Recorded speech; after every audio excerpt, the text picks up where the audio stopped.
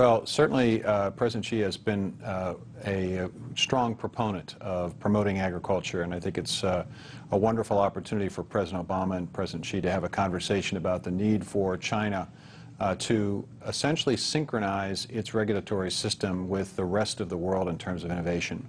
The challenge today is that in China, the regulatory systems don't kick into gear on new seed technology, for example, until after other countries have completed their regulatory process. And we think it would be beneficial to producers and to consumers in China if those systems could be more aligned and more synchronized. Secondly, I think it's important for China to take a look at how it might be able to create a more science-based and risk assessment-based system for new innovations. Oftentimes there's politics involved in this country and in China in terms of agricultural decisions. The more we can base our decisions on science, the more transparent we can be, the more effective those decisions are in promoting innovation. And I know the President is quite interested in encouraging and increasing innovation in Chinese agriculture. We think a science-based, risk assessment-based regulatory system would be helpful. I would characterize our relationship in agriculture as a close and important one. We are the two largest producers of agricultural products in the world. We obviously have a very strong trading relationship with each other, and we have learned from each other. And I certainly have appreciated my personal friendship with Minister Han and Minister Zhu, the two ministers that I deal with on a regular basis. And also, as we know, President Xi led an agriculture delegation from China to Iowa in 1985, and he visited lots of farms and factories. So from technology aspect, how the two countries strengthen cooperation? In terms of innovation, it really is about making sure that we have multiple opportunities to communicate. Researchers in this country talking to researchers in China, farmers in this country talking to farmers in China, policymakers talking to one another, and presidents of each country talking about agricultural innovation. That's the reason why we put together the strategic dialogue. It's an opportunity for those kinds of conversations to take place.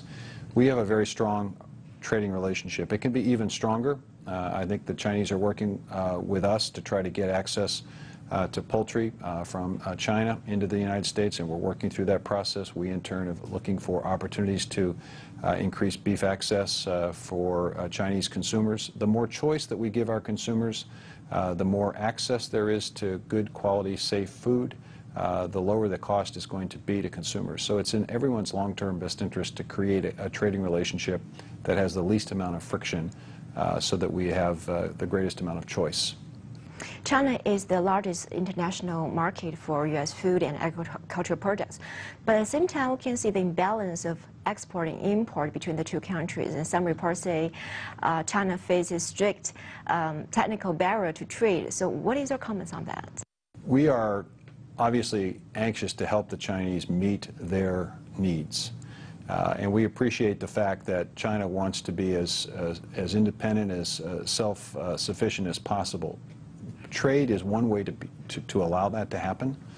Another way is to synchronize a regulatory system and create a regulatory system in China that is more transparent and more science-based, because that will encourage more innovation in China, not in the U.S., but in China. More seed technology, more productivity, better ways of producing livestock, all of which can benefit the Chinese producers. Honestly, I think there's enough opportunity in both China and the United States. When you look at the global world population increasing, the amount of food that the world's going to need, we're going to continue to need strong trading relationships and strong scientific relationships. So we will continue to focus on reducing barriers on our side and hoping that the Chinese will also reduce the barriers that exist on their side. In future, what kind of role does agriculture play in U.S.-China relationship? I think we will see more collaboration and more innovation being adopted in China and with the U.S. Because of this close relationship, more researchers having an opportunity to work with each other, farmers collaborating with each other and communicating. It is really ultimately about the major responsibility that we have to feed our own people and to feed the people around the world.